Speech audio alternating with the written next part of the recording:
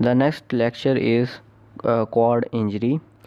In quad injury, the compression of quads between coracoid process and pectoralis major that is resulted from hyperabduction or during sealing and painting.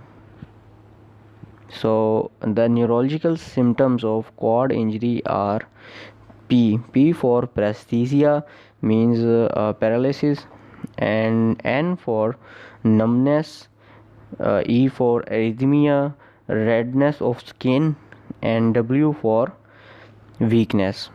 Okay, we can also use the mnemonics P new for remembering these symptoms in quad injury.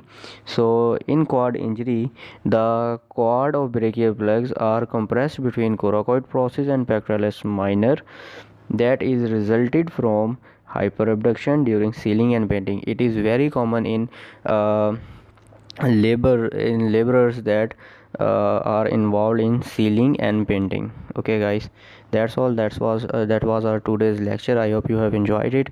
Stay